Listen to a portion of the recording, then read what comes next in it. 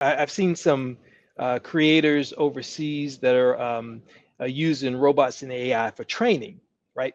Most of the nursing schools nowadays are when the nurses go out to the lab or the practicum, they're actually training on some of the mannequins or dummies or dolls that they are really good with veins and working arteries and crazy stuff like that.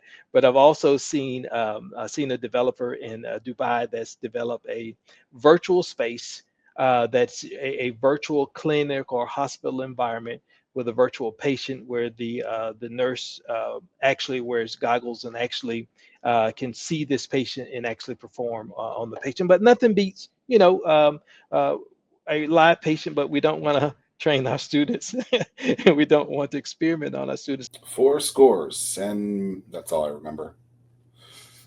Did you ever have to memorize, what was that, the Gettysburg Address? Is that what that was? I don't think I had to memorize that. I guess that was a good thing for us growing up in the Western New York, Buffalo area. It wasn't so history driven as it is here in Virginia. That's In true. some cases, though, I wish I would have learned more about the history because when I do go to things, it's always interesting to learn something new. That Agreed, but I'll put it like this. I was too stubborn and dumb kid to like care about those things. But oh now yeah, I would look at I them that so would have been differently. me as well. Yeah. Because like when I get like I still think our area should, and I know we have Nauticus and Wisconsin and stuff like that. I still think we should have a better museum than we do for the military. Oh, for Um, the military. yeah. And like when I go to places like that, like I remember the time I walked through the Wisconsin, oh, I cannot believe people do this. Like people live on these things for months. I was like, Oh man, this yeah. is crazy.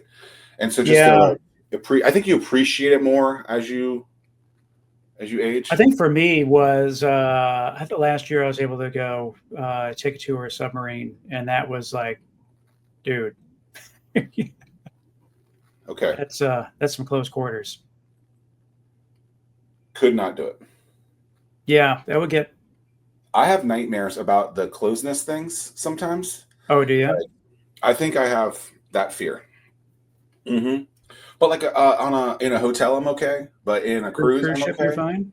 But I Yeah. think because you just realize how low you are. And is there a pressure thing in those things? They have like the I mean, water. so I was told back in the day. So I used to work with a submariner, and and he claimed that if you went down deep enough, and if you had a clothesline from one end to the other, and you had it taut, and then if you went down, the pressure would there would then some slack would then enter that clothesline because Oh wow. the pressure being so significant. I don't know what extent. It might have been very small. I don't really know, but still, to your point, There's a Netflix documentary. I haven't watched it yet, but about this the boat that was trying to go to the Titanic that mm, disappeared. They were using a PlayStation controller as the well, the crazy thing is that the Navy uses that in their submarines for the periscope. a PlayStation controller. Yeah, Interesting.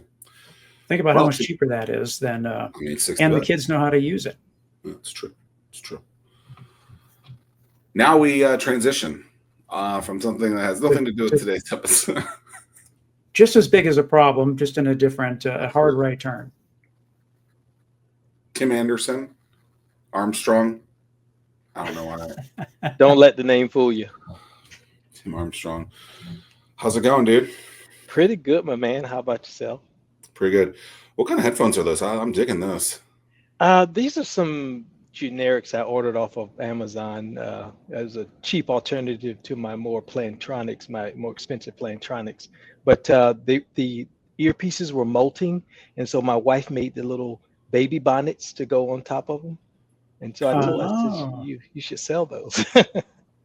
She should Yeah, yeah. find out somehow. I'm sure there's a way for you to scrape who was ever bought that thing or looked at it, Right. and then send them an ad that says, "Hey, Are your here." earphones molting?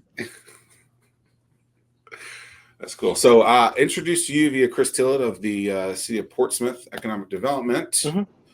Really, I think that's what I think that's how, if I recall. yeah. Tim and I have run in the same circles with Star Peninsula and B Force, and Oh, cool. so we've run some. in the same circuit from that standpoint. So it's great to see that you're still charging ahead with the business. Tell us a little bit about what it is that you're doing. Well, our core business is recruiting nurses. We absolutely love nurses, and we're recruiters. The whole team of us, and we're a bunch of knucklehead HR folks that recruited overseas for 15 years or more, and another 10 years here in the U.S. And so we decided to fill a niche, right? To fill the niche of the shortfall of nurses in the job market here in the U.S. And it's not a shortfall that could be met organically. I often get the questions, why can't we fill the job with Americans? Because we're recruiting nurses from overseas. And the quick answer is we don't have enough. So Tim, if someone how is it currently in America, if someone like for a US student or someone that is pursuing nursing, how long does that process take as opposed to the overseas track? Yeah, takes weeks or months. Usually the nursing programs can last anywhere from 6 to 18 months. It depends on what track and course they take or what school they go to, and any previous prerequisite classes that they might have. And then it's just a matter of signing up for your nursing board exam, getting those results back in about 30 days, and then you just go and press forward and get a job. Usually nurses in the United States will already have a job by the time they take their nursing exam. A lot of nurses have employment opportunities before they even graduate because they're doing their practicums and their on-the-job training and what we call OJT Yep. in a On-the-job hospital. training. Yeah, in a hospital setting that or clinical setting that they're going to work in. So it's fairly easy. You're not going to find an unemployed nurse or a nursing student in the U.S. They won't be hard pressed for work. And if you do have a unemployed nurse in the U.S., run. Good advice. If we take away anything from the show, that might be it. Run fast. Okay, That's right. So I've noticed this too. Like when I go to my vet, they have a shortage of veterinarians in there too, and it sounds like there's a shortage of this from the nurses aspect in hospitals. And Well, quick aside, do you know that it's much harder to go through veterinary school than it is to become? It's like 7. It's at least 7 years. Well, yeah, and you have to learn like the body. You need to learn all of the animal systems as opposed to a doctor. You just have to learn the human system. So from that standpoint, the vet side is a lot more difficult and longer. That sounds about right. Okay, so but why is there a shortage of these individuals? Where I mean, it seems like decent paying jobs. I mean, is it a stress thing? Is it like why are they so hard to fund? Yeah, it's all the above. It's we have the largest segment of our population, which are baby boomers. They're all retiring at the same time, and they're all retiring and needing geriatric care. And guess what population is in that geriatric population? Nurses. So you have an issue that's compounding or stacking upon each other. Plus, you have the nursing schools. They're at capacity. I hear some numbers like 100, 203% capacity with enrollment. So we're starting to see more and more nursing schools come online and more hospitals starting to have their own nurse training programs. You have nurses who are just getting exhausted and just quitting and just leaving because there's so much pressure. So it's just a compounded problem that's coming in from 4 different directions. What I never thought that I would even say the phrase, but like, what do the charts look like in terms of before the curve is kind of flattened? You know, like like to your point, age continues to go up. Job market, you know, that's only growing as fast as the population. You know, like what is it going to take, and how many nurses until there's an adequate number? The number is insanely high. There's estimates that we'll have a 1 million nurse shortage by the end of this decade. But there are a lot of measures being taken to mitigate that. But if it doesn't get to the million, it will be several hundred thousand, as low as 750,000 nurses shortage in the U.S. by 2030.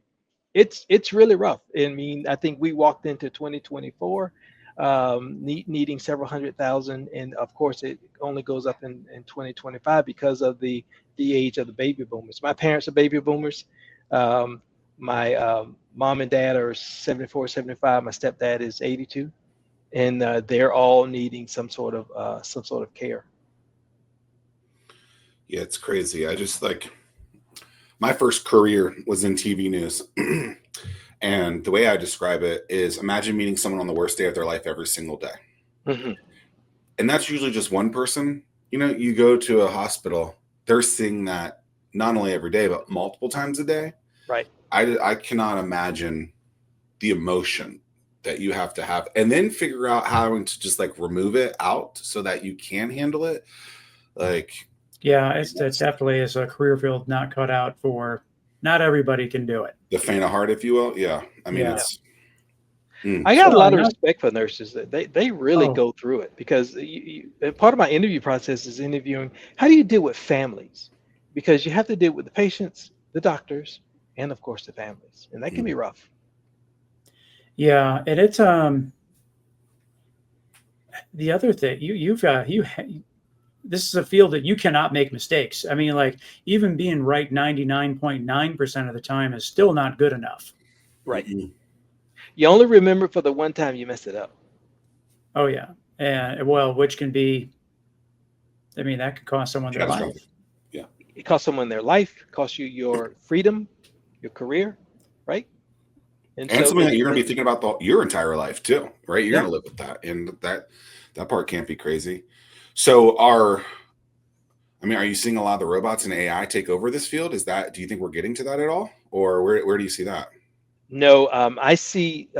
I've seen some creators overseas that are using robots and AI for training. Right.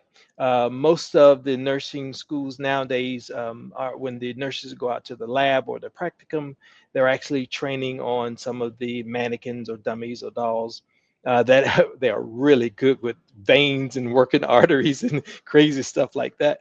But I've also seen a developer in Dubai that's developed a virtual space that's a virtual clinic or hospital environment with a virtual patient, where the nurse actually wears goggles and actually can see this patient and actually perform on the patient. But nothing beats, a live patient. But we don't want to train our students and we don't want to experiment on our students. I remember when I was a kid, though, we would be treated at the Naval Hospital here in Portsmouth, and all of my doctors were all interns. So we were being practiced on every single day. But I don't see AI taking over where the human component is most vital. I see AI taking over in the technical areas and in areas where there could be some sort of instruction or some sort of technical competence building. And I would think that like smart beds and mattresses that can take vitals would also help with the workload, so that the nurses don't have to do so many things as they're making their rounds from bed to bed. You're seeing a lot of that. Of course, I thought it was really groovy, 15, 20 years ago when we saw beds that could actually weigh the patient. But now you have beds that can actually roll the patient up and get them situated in the bed and can tilt to the left or right and do some really interesting things. Bed alarms in case someone gets out of the bed. And I have not seen vitals, but the beds are measuring other statistics in charting for that patient. I mean, it's just like my bed that I have. I have a shout out to Sleep8. I have a mattress cover, but I mean that will it will heat, it will cool. It measures my respiratory rate. It measures my my heart rate variance. I mean, it's like all those, and I get a report every day in terms of like how everything is all over time. Do you ever heat your bed? That's amazing. Heat? Yeah. Oh, dude, in the wintertime, getting into a warm bed? Oh yeah. Baby. I don't know that I can handle that. So what's interesting is, like, I remember the first time I ever put on a thing of Oculuses. This is probably like 2012, 2013. I got super dizzy, and I was like, I don't get this. It was a plane game. It was at Maker Faire at the Scope. And then fast forward, like, I don't know, 2-3 years later, a company from Seattle was in town doing demos, and we came to our office, and it was like construction training. And I was like, oh, I get it. Yeah. And then so now I've been watching. I'm a DC Commanders fan, and they say that Jaden Daniels, the quarterback, he puts on the goggles and he gets like reps that way, and so that he gets so much. And again, it's not the real thing, but it's closer than ever before. And it's just interesting how that training aspect is giving you so many more reps, which is ultimately what you want, right? Is you want your people who are fixing you to have as much practice as possible. And so that's cool that's how they're looking, how you're seeing the training aspect of that going, Tim. It's like pilots being in a simulator. Same thing. Right. And race car drivers doing the track before they do it. Do they simulate the G's in that too? In the, I would imagine that would be the hardest. In the simulators. Oh no, they use a centrifuge or some sort of device that turns them to practice as G's, because you have to get into a physical device and get swung around the room to pull those G's on you. But the simulator, the pilot simulator, and these are mostly commercial aircraft. It pitches, it rolls, it lifts, it simulates drag like a pilot would feel in an airplane, but not the G's. I correct myself. It is 8 sleep. Is my. What did you say? I think I said sleep 8, but it's 8 sleep. Why is it called that?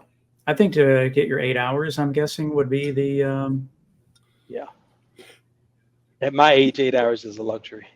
I think I got 8 hours and 1 minute last night, and that is a beautiful thing. I'm looking right now. I mean, people are like, "Oh, I get 5 hours." I'm like, "Huh?" Like, sleep is a necessity. It is a lot more important than what people. It's the key to good health. It really is. You cannot have a life if you're not getting enough sleep. That's where they say you do all your growth. Yeah. Yep. My wife and I just got blackout blinds, and I'm one that wakes up with the sun. Not anymore. And I don't, and it's really been creeping me out. Like, I've been sleeping a lot longer, and I'm not getting that bolt coming in. Stimulation, yeah. And I'm like, I look at my watch sometimes, and I'm like, oh, it's probably like 5:45, and I don't even want to tell you guys what number is on my watch when I see this sometimes. Yeah. I'm like, wow, like I'm not going to bed later. Right. But I'm getting like 92 hours extra sleep, and I used to get 8 hours of sleep, so I'm like, damn, this is... I freak out if I wake up and the sun is shining. I've got to get up before. I got 7:51 last night. Oh, congratulations! So pretty close. Yeah. Yeah, man, I haven't seen 8 hours in a minute. Yeah, we got a lot of stuff on our plate right now, Tim, that we're working for. I pray for 8 hours. And man, if I wake up to go to the bathroom, and then my mind starts going, and it's just all over. Yeah, you're done. Oh, you'll start working in that time? Well, no, my mind will start working, and then I have to go through and try to calm it back down to fall back asleep. Do you have like a thing? I'll typically throw on a podcast or something, and that's what works for me. Podcast. Yeah. I always think when I don't think I'm sleeping, I actually am. I'm actually those dreaming. Are the worst. Those are the worst nights. According to the watch, I am getting sleep. I'm like, well, there's no break in there. I'm with you. What are we doing? You're laying sure still enough. There's some documentation on what we're actually thinking in that time that some, brain scientists figured out, like, oh, this is what's the matter with you, and this is when this is happening. So what made you get into this field, Tim? The need, right? So, and it was like an epiphany. I think one of my partners and I think we were sitting in India on a trip because we're still trying to figure out exactly what we wanted to do. And or we were somewhere, I think maybe we're in Kuwait, and we saw a bunch of nurses, and I went, hang on, wait a minute. Why don't we recruit nurses? Then we did some research and found out that there's a huge niche. Went to India and thought, oh yeah, these are nurses, right? Yeah, because we have a lot of the Asian countries that are graduating U.S. qualified nurses in the droves. And the biggest problem that we're having these days with getting enough nurses, because there are enough nurses around the globe that are U.S. qualified and, of course, proficient in English. that that can fill our need. But unfortunately, we have a antiquated antiquated immigration system that just doesn't allow it, and it's just incredibly stupid how we immigrate here in our country. And that's apolitical, right? Well, That I has nothing. agree. I mean, like this is something that while everything in this world seems to quickly become politicized, this is not a No, political issue. no, it has I mean, we, nothing to do with who's in office. It's the same bad system, no matter what. I mean, we And should be recruiting the best and brightest right. always. And I've worked in countries where they do. I mean, I've been recruited to places like Saudi Arabia where they needed my talent as a human resources practitioner, and it's fast. I was able to immigrate myself and get my work visa within, I think, 45 to 60 days. And then once I got mine done, I got my wife and my children done in 30 days. You know, to get my own wife here in my country, it took, my wife got um, denied 3 different times. I had to hire a lawyer and go through a process of getting my wife to my own country, my own wife. It's kind of ridiculous. When I could get my wife into Saudi Arabia in 30 days. Uh, just think about that, how ridiculous it is. And I've worked for the United Arab Emirates. I worked for one of their para-government organizations and had to go through a background check and security clearance to work for their government. 30-day process, right? And so as soon as I got cleared, I was able to bring my family in on a visit visa and convert the visit visa to a residency visa in 3 days.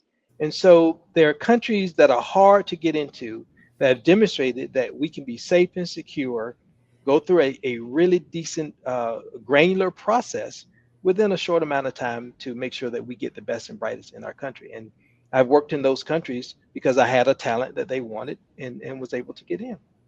So, with all those countries, what are the top countries that you currently recruit from, and what are the requirements? I would imagine speaking English being one of them, but what are the countries and what are the things that you're looking for? Wow. Okay. So we'll start with the top countries. The country that has the highest passage rate of the NCLEX, which is the U.S. nursing exam, is the Philippines. I mean, and they hands down for a long, long time have been the top performer with the NCLEX. And so, of course, the Philippines is very attractive to us, and we target the Philippines.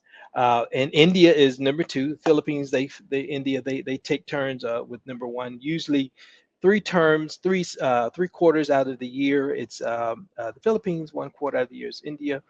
But we found a rich gold mine in places like Nigeria and Ghana, where they're really graduating U.S. qualified nurses who have a profession, who have a, I'm sorry, proficiency in English. Now, they're taking the English exam as demonstrated through a paper exam in a exam facility, and they do it according to the U.S. Standards based on whatever the State Department has set for one particular year or so. But there are several English exams that any foreign national can take that the U.S. Embassy will accept as a part of their visa processing. And now we're finding most countries, it's very rare that we find a country that does not chart in English. That's very important because our nurses are charting patient progress, progress notes are charting in English. And nowadays we're finding more and more of them that are charting digitally. And believe it or not, some of those countries are using a US charting system like Epic. If you go into CVS or one of the local hospitals in the Hampton Roads area, you'll see that they use something called MyChart. And so I'm finding there are several hospitals, especially in the Middle East, that are using Epic as a charting system. So these nurses are well immersed into a US style of nursing and charting using English. And you got hospitals in the Middle East like Cleveland Clinic, Abu Dhabi, and you have Cedar Sinai, and you have the Mayo Clinic as well in the UAE. All of these are managed by their U.S. counterparts, although it's staffed with a lot of foreign nationals, but it's managed by the U.S. counterparts. And you get these nurses that are well ready to come to the U.S. Did I answer your full question, Tim? Yeah.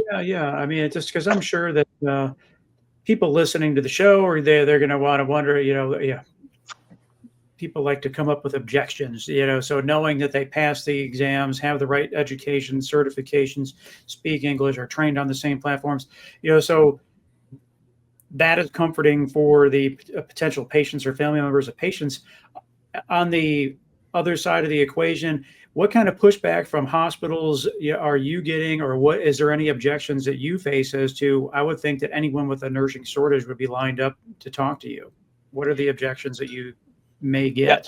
One of our frustrations is are the objections, the amount of time that it takes, the cost that it's involved, and my strategy is to get the hospital or the clinic to forward think, and I told my clients, listen, I can fill your nursing shortage today. I can find you nurses here in the U.S. domestically. That's no problem.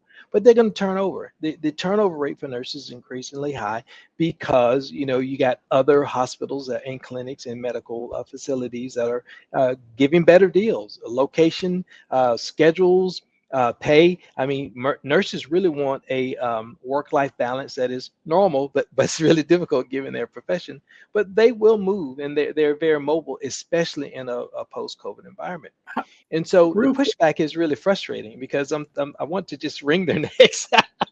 I want to just scream at the top of my voice and say, "Hey, listen, dummy! Do not record that." And say, "Hey, listen, why don't you think about the next 3 years? Why don't you let me solve your nursing problem for the next decade with a sponsored nurse who is more likely to bring their family and settle than a nurse that's going to pop all around?" And that's the difference between the international nurse and the domestic nurse. So with that, the question that popped into my mind is who pays for the sponsorship of the nurse, and can that nurse then shop around for a different offer and then leave, or are they tied to that hiring organization for a certain amount of time? How does that work? Okay, yeah, so the sponsor of the visa is usually the employer. We're not sponsoring nurses at this point, but we should be by the end of the year. Pays for the visa fees, the immigration fees, everything that's associated with that, including travel. And then that nurse is now going to go to work for that employer. Now, depending on the visa type, we can figure out whether that nurse is going to shop around a bit. Now, we're bringing our biggest client right now is bringing nurses in on the EB3 visa. Now, that is a green card visa from day one for that nurse and that nurse's family to come. And so the nurse literally could get on the airplane, come here to the U.S., get off the airplane, and tell the sponsor, "Yep, nope, not going to work for you. I'm going to go work across the street for your competitor. Bye-bye." After that, sponsors probably put upwards to maybe $10,000 to $20,000 investment into that nurse. Now, if that nurse comes in on like an H-1B visa, then that nurse is tied to that employer and cannot move to another employer unless that employer sponsors the H-1B visa. So whether that nurse has the freedom and liberty to shop around will be based on that visa. And I would assume that businesses doing the hiring would want to reduce their risk as much as they can. Yeah, I would prefer an H-1B, at least for the first 2 years, so that the employer can recoup the cost. But we have a lot of problems with human trafficking and employers that just do bad stuff. And so, from the very beginning, we were very cognizant of human trafficking, and so we select our clients very That carefully. is wild. Yeah, it is wild, and there are a lot of foreign nurses who are nurse advocates now for nurses who are being I don't want to use the word enslaved, but sometimes it feels like enslavement, but more like an indentured servitude. And so there's more than one way to collect debt in the United States other than holding someone to a visa. I don't know. I guess me as a person, and Zach, I know you're the same way. I always assume the best intentions out of everyone. Yep. I mean, my mind is just blown. It is pretty hard to believe. You're like, what? Like, I can't believe there's not like a TV show that's been done on this, like there how probably is. or will be soon. But my gosh, I mean, that my mind is just really, I had no idea. Yeah. It's frustrating for me because we have to find a balance, when the sponsor makes a significant investment. Because, Tim, I've been recruited and mobilized to other countries, and they spend a lot of money getting me and my family there, and they expect a 2 to 3 year commitment. And I've signed these contracts where there's at least 2 years commitment, and that's just to ensure that the company gets an ROI. They're Sure. investing in me and my talent, and so I don't shop around. And if I did, then I know that if I don't complete my first year, then I'm going to have to repay my mobilization fees, and that's something I don't want to pay. And we've had nurses to come here to the U.S. who did not want to stay with their employer for many reasons, and some of it were justifiable because of the working conditions, work hours, or breach of contract or something like that. But you still have an obligation to pay. And so we have to find that balance. How do we make sure that we are bringing nurses over here and that we're completely compliant with all global human trafficking regulations, that we're treating our nurses with the utmost respect, giving them the great opportunity to participate in the American dream, and yet everyone abides by their contract, including the Yeah. sponsor Well, and the employer. so with that, what is the reasoning or why you are moving towards being the sponsoring organization? Why are you moving your business in that direction? For us, it is going to be a lot easier to make sure that we can get nurses into a clinical setting expeditiously, right? Hmm. So if we're sponsoring a nurse, the plan is to batch hire 10 to 15 nurses, house them here in the area, in the Hampton Roads area, and be able to quickly mobilize qualified registered nurses to our clients in the area, and outside of the area as well. If we have to put them on a plane and fly them to another state, we'll do it and use them more like a travel nurse. But the idea is to make sure that we can mobilize and get nurses to our clients in an expeditious manner, which for us is just more revenue, more sales. Hmm. You said you grew up here? Yep. I was What'd you born at Norfolk General, just down the road here, and grew up in Chesapeake. I was a military kid, so we bounced around just a little bit, but I graduated from Indian River, then Norfolk State University. And then do? Oh, after college, I started to move around because I was working in retail, and I got my first human resources job in retail. interesting. How long did you do all that for? That style of career? Wow. So I got my first HR job out of college in 1995. And I started recruiting for a retailer based in the southeast of the United States. And then as a recruiter, you just kind of bounce around a bit. I dragged my family all over the country. My mother calls me a gypsy, and rightly so. So in 2004, I was working for a major national retailer, doing quite well. Did not see the career progression that I thought I deserved and earned, and then so I kind of rolled the dice and started working. I applied for an Army contract position in Kuwait on Camp Mhm. Air John. Everyone thought I was absolutely insane. And when I took off from Minneapolis, headed over the Atlantic Ocean, I thought I was insane I mean, I would until I just got would there. have called you a gypsy, to be honest, Yeah, but yeah, insane gypsy, whatever. yeah. An insane gypsy, that works. And so I went to Kuwait on a 1 year contract. I came back 10 years later to the United States, went to Washington, worked for an international organization there. Again, recruiting and mobilizing, pushing people all over the world.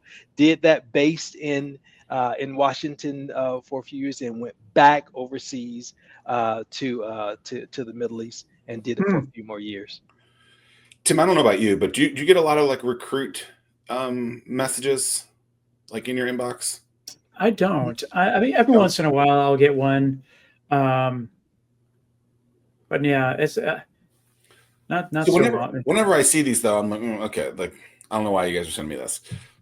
But like, what's your strategy? Is there one to like stand out from that perspective? Because I think there's so many people are getting so much their like information, they're being bombarded. And it's like, how do you make sure that they see yours and you don't look like some of these other Which is a pet peeve. You know, my pet peeve is getting these recruiting messages in my inbox. Tim, we've reviewed your resume and you qualified for a job in a warehouse in your area. It's quite funny. And these are just absolutely lazy recruiters. And I've managed. I mean, do you even have a resume anymore? Like, I don't. Yes, Like, yes, okay. yes. It's all But on like, so I LinkedIn. get that, and I'm like, a resume, like, Well, it's all laziness. It's just a cut and paste email that is sent out to you. There's no way that you reviewed my resume because I didn't post it anywhere. I didn't apply for a Right. job, and so I get a lot of people that always send me emails that Tim, I got this message from a recruiter. They want to make me an offer. I went, did you apply for the job? No. Did you interview for the job? No. Do you have an offer letter? Then how are they offering you a job? And so you have to meet those three criteria, at least two of three of those criteria in order to at least get to the offer stage. And so what we do is we go out and we purposely hang out where nurses hang out, right? We engage with nurses in social media spaces, we join groups, and we just participate in the conversation, making ourselves known for who we are and what we do. And then when we see an opportunity, we will run a targeted ad in that particular group. Or of course, LinkedIn is where I hang out because you know I'm a Gen Xer and I don't know any better. But it's a great place to link up with other professionals and be seen as a professional. This is Tim, a real guy, a real person who wants to engage with you. And so I don't go for the hard sell right away, which I had to learn over time. And that is, you know, just reach out to the nurse, build a relationship, talk to them about their location or their specialty or maybe an article that they post, and you know you begin the conversation there, and then you grow that relationship into this is what we do, and we have a client that would be interested in talking to you. And so we just don't jump in and send these very cold emails, and it's quite a pet peeve of mine. We try to Yeah. cultivate and enter the relationship warmly. What other verticals are there in the recruiting space? Uh, Break that down for me, Tim. So like so like you're in the nursing vertical. Is there any other recruiters that specialize in a certain industry? I know that you have what is it, Ladders that does $100,000 a year or more, but like, yeah, there's not any that come to mind in terms of like, do you have any competition or, you know, who are you competing with? Yeah, we compete with two firms here, one in the Tidewater area and one in Northern Virginia that specifically recruit international nurses Hmm. primarily from India and the Philippines. So we've identified those, and then we've identified some of the bigger boys. And I'll talk about the verticals in a minute, but I want to talk about my Hmm. competitors for just a second. And so, you know, I think our unique selling point is that my team is a team full of recruiters who this is not our first job. You know, we have more gray hair than we like to admit, and that we've done this job for many different sectors and many different employers in many different countries. So I'm sitting here in Portsmouth, Virginia, but I've sat in Kuwait and pulled people from all around the globe, put them in Kuwait. Same thing in when I was in Saudi Arabia, when I was in Bahrain, when I was in Abu Dhabi. The same thing. We're always moving people from around the globe to a specific place for a specific job. And our competitors can't say that they've done that. You know, our competitors may have one or two people on staff. They have a limited amount of experience, but this experience of my team sitting in different global seats around the world and pulling people from all around the globe and pushing them out to even third countries. Because when I was in Abu Dhabi, um, my remit was most of Southeast Asia, you know, including Singapore, Thailand, Malaysia, Vietnam, and the Philippines. And so we were, even from Abu Dhabi, I was able to move maybe a person from Malaysia to Thailand or from Singapore to Jakarta, Indonesia. And so we come with a bunch of experience that our competitors just don't have. And I bet a nickel to a fat lady that I could stand up against the biggest boys on the block when it comes to actual real world experience of sitting in these places and actually having people on our team who speak English as a second language or even a third language who has done the very same thing that I've done. Now, when it comes to verticals, we're just talking about sectors and silos of recruiting. Before I came to work here in medical, I specialize in oil and gas, and I specialize in construction and design and engineering. Yeah, I specialize in recruiting, and these are very niche niche sectors of recruiting that requires different types of skill sets. And I've been able to adapt, and I'm more of a universal recruiter now because Mhm. I've worked in so many different verticals or sectors, so to speak, but in different cultural environments, different linguistic environments, and different countries. You've been Interesting. to a lot of places. Is Yeah. there a place that you haven't been to that you want to go to? Because I mean, it's like, Wow. I want to go to Burma. I do want to go to Laos. I haven't been there, and have not conquered the continent of Africa. I've learned through DNA that my family heritage is mostly Nigerian, 80% West African, but 30% Nigerian. So I need to get back to the motherland and kiss the ground just one time. But in my imagination, I believe that there's some sort of a tribe in Nigeria that's missing their crown prince, and I need to go and fulfill that role. I mean, I get those emails, but I didn't send them. oh, that's good. But yeah, I'd love to visit. I'd love to visit Ghana. I visited North Africa, but not Sub-Saharan Africa. I want to visit Ghana for sure, Nigeria for sure, Eswatini, What and DNA test did you do? 23andMe. Did they just close? Did I hear that? well, they Yeah, filed they for went bankrupt, bankruptcy. but I think they got bailed out from Yeah, someone closing or someone something. acquired Yeah, them. Huh. yeah, I never Yeah, I done think that. the biggest challenge with that business model is you pay for the kit once, and then and that's it. There's no reoccurring Yeah. revenue after that. yeah. Hmm. But it works for us because you find when you start shaking your family tree, strange fruit falls out. And Well, so and you better be careful. and once 23andMe what came on board, so even strangers fruit Yeah, fell from that tree. I mean, but can you tell us a interestingly little bit enough, about that? Because it yeah, sounds like, interestingly enough, I was able to pinpoint because my last name is Armstrong, right? And I don't Armstrong is Scottish Irish. I don't look Scottish or Irish. and so and so we said that was probably a name of a family that owned my family here in Hampton Roads. I was able to trace my last name for as far back as the early 1800s here in Chesapeake. They used to call this the Washington District of Virginia. Um, but I was able to pinpoint somewhere in a couple of years where my Irish descent started, and so you could see, okay, this is where it happened. This is where I have 10% Caucasian in my blood, and so I found exactly where on the timeline that was. And so, okay, well, we know that we were enslaved by that particular family, and then that particular family's DNA got into my family's DNA, and that's where I picked up. But you also get some very interesting historical DNA results. Like I share the same maternal DNA as Nelson Mandela, and I share the same paternal DNA as one of the Egyptian pharaohs. I think it's Xerxes, one of so the maybe you Xerxes. are that prince. I keep telling my wife, hey, I should be called His Highness or His Eminence, but it doesn't work. Wow. So how do you do that research to track dates and stuff like that? Because that sounds pretty interesting. That's part of your report. Oh, Yeah. have you ever done it, Tim? Right? I don't. I guess I have not dug in that deep. Wow. That'll be interesting to take a look, though. It Is that an quite expensive test? $100. Oh, okay. Yeah, get it on sale. Father's Day, Mother's Day. Usually on significant holidays, they'll knock it Yeah. off Oh, 4th of 50%. July. Yeah. Go Buy pay 4. 50 for it. Yeah, don't pay 100. Pay 50.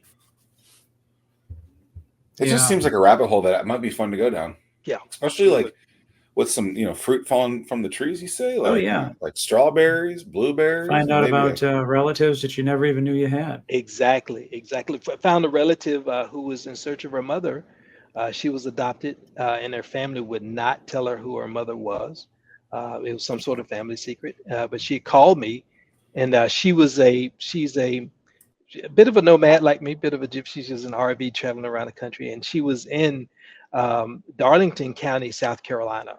And she said, "Yeah, I'm just camping out here." I went, "Where are you?" And she told me exactly where she was. I went, "Yeah, you're not going to believe this, but you're in ground zero." I said, "Stop what you're doing. go down to the county courthouse and look up these names. And these are the last names of our family from that county. I guarantee you, you're going to find a clue and a hint. And so she was a distant cousin, maybe 10 times removed or something. But it was so nice to meet her and chat with her and give her some clues or hints of who her family was. And so I think she was able to actually get some more clues to take her down the road of investigation. So it was really nice. It's quite nice. Yeah, it's wild. Just in terms of like humanity, we've only been on this, we've only represented this planet for like a fraction of a blink of an eye. You know, I mean, Right. it's just such a small part. But like in terms of all your worldly travels, where do we still, where do you rank healthcare in the United States? Should we still be, despite the challenges, we're in good hands, or do we have work to do? What's your thoughts? I've been treated in hospitals and clinics all over the world, and I guarantee you that America is the best. I've had excellent quality care in Abu Dhabi at the Cleveland Clinic. Absolutely world class. I recommend anyone, if you're gonna get sick, be sure you get sick in Abu Dhabi. My mother got really ill in Abu Dhabi before Cleveland Clinic opened up. The Sheikh Khalifa Hospital was managed by Cleveland Clinic. Found a doctor. My mother ran out of her meds, and they ran into a doctor from Howard University, believe it or not, at Sheikh Khalifa Hospital in Abu Dhabi. And the pharmacy didn't have her medicine, but we had a compounding pharmacist that actually made my mother's medicine for her, made it in liquid form, and gave me the proper dosage, which was really brilliant because my mother was 6,000 miles away from home and needed her medicine. I've been treated in the Philippines. I've been treated in Saudi Arabia. I've been treated in Bahrain and Kuwait. And I've been treated in India, right? Got really sick in India. And Doesn't the everybody? the X-ray machine really scared me because the voltage that thing pulled down, I think it shut down the lights in 40 counties. But but I was treated well. I was really treated well in India. But experienced medicine all over the world. Take me home, country road. Oh yeah, we when we Great were song. when I was at business school, we went to India for our international residency. You did? Yeah, and we were there for 2 weeks. And my gosh, Did you one get by Dally Belly? one, everybody would just fell, just boom. And Wait, what? people would make, because they would eat the local food, and they would want to be really adventurous. People would make fun of me and another Don't friend do it. because all we had was bottled water, bread. We were super careful about and we were the only two that didn't get sick. And even then, I was like on the ropes, like, oh baby. But one by It's one, like the water in certain countries. Oh yeah. Yeah, And you can't drink water in any country. You have to drink bottled water. I have residency in the Philippines, and even in my house in the Philippines, my father-in-law, he still boils the water for 15 minutes, and then filters it before he drinks it. And so we just typically drink bottled water. And when you travel, I've learned, just eat in some of your established larger hotels or established chains. I've gotten sick from street food in the Philippines, and had food poisoning, which is a horrible experience. And I remember, I go out and I run in the morning wherever I am. I try to get a 5K run, and I remember running through the street food vendors in Kuala Lumpur, and said, I want to stop there, stop there, stop there. And then, I ran out one morning. There was a big rat making his way through the vendors, and went, yeah, nope, not going to do that.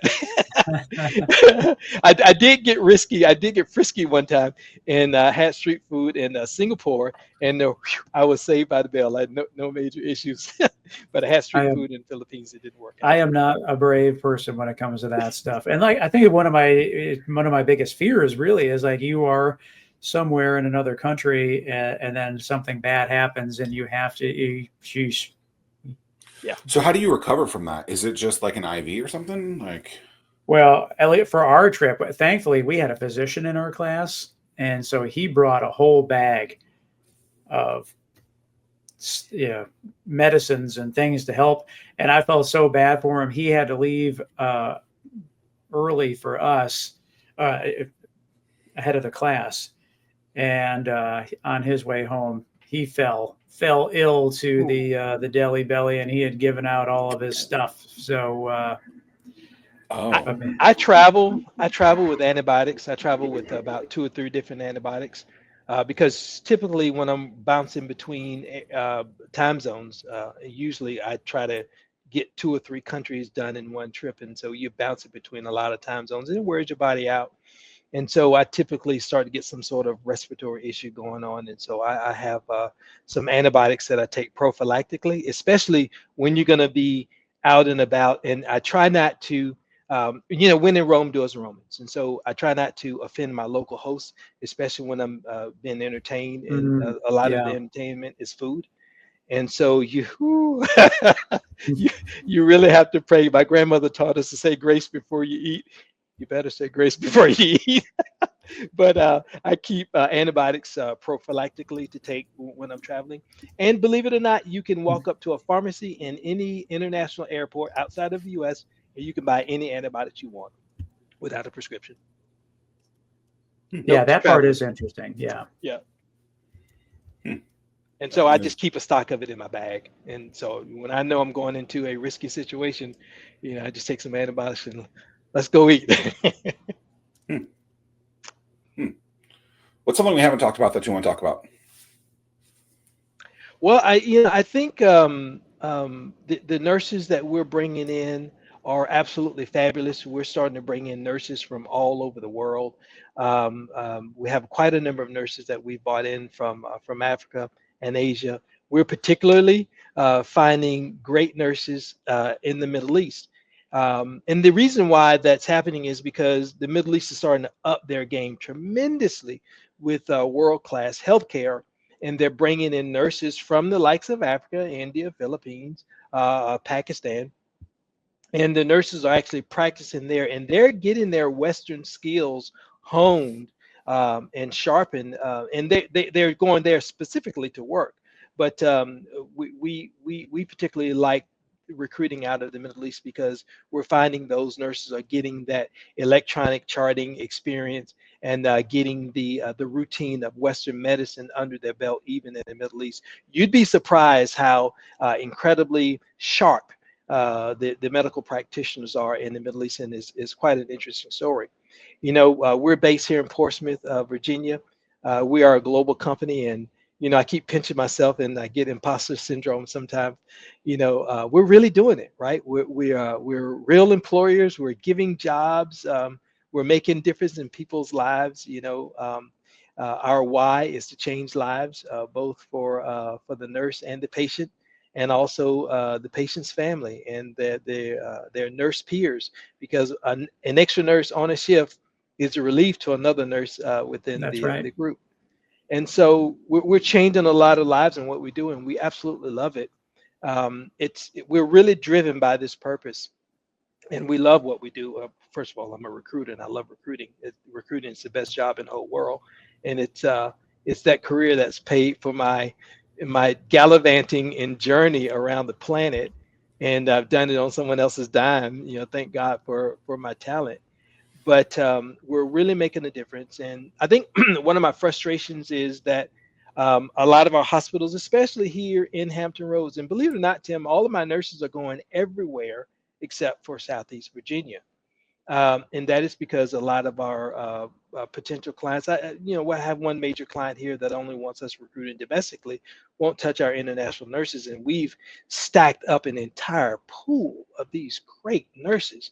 We have in our network, in our pipeline, over 300 international nurses that are ready to go, and we're starting to send those people all over the country and not here in Hampton Roads. And so, I'm office in Hampton Roads, but I could probably go anywhere and base myself even overseas, because our clients here aren't biting. And I think that's one of my frustrations here. I don't think it's a trust factor because we've gotten a name for ourselves. I think there's a cost factor there, and a lot of our clients already have established partners that are doing this type of work for them. But one thing we want them to understand and realize is that we bring something that their current suppliers aren't bringing them, and that is we've lived in the places where we're recruiting from, right? We understand the process where those people are coming from. And take, for instance, I could land in Mumbai today, pick up the phone, make a call, and have 2 or 3 different people come pick me up, and let's go sit down and talk about nurses. I'm talking about other recruiting firms and other partnerships that we've created. And these are people that I've known over a decade. You know, same thing in the Philippines and in Singapore and other parts of the world, where you can land and say, hey, dude, I need 10 nurses. Can you get them to me in 3 days? I'd like to interview them in your office. And it happens. And it's not the trolling online that we have to do, or some of our competitors are doing, but I can sit down in any country, and many countries, at least half a dozen countries, make a phone call, have someone pick me up at the airport, and have a dozen or so nurses to interview within 72 hours. Well, when you come back from all the traveling and you're ready for that meal in good old Hampton Roads, Virginia, what's the one restaurant that you can't wait, or you think about when you're overseas that you can't wait to visit as soon as you come home? Well, it's probably either the Texas Roadhouse or Ruth's Chris Steakhouse, but I jones for some Uncle Rick's custard, frozen custard. Oh my God, the food there is so incredibly good. Where is this? It's in Portsmouth, and it is on Airline Boulevard. It is the smoothest, creamiest frozen custard you're ever gonna get in your life. And actually, they got good barbecue sandwiches, believe it or not. And down the street from there, there's a place called Bubba's and Frank's where you can actually get some decent brisket and some decent barbecue. But you know, I'm a steak man. Even when I'm traveling, my go-to, I love Thailand. I love Thai food, but I can only eat about 5 days in a row of it. After that, it's like, okay, I need a steak. Amen. And so, but you know, my wife is Filipina, and so I eat rice every day, and and I have some sort of rendition of Filipino food, and I've grown to love. And so, believe it or not, even when I'm here in the U.S., my go-to and my comfort food is going to be something out of the Middle East. I love kapsa.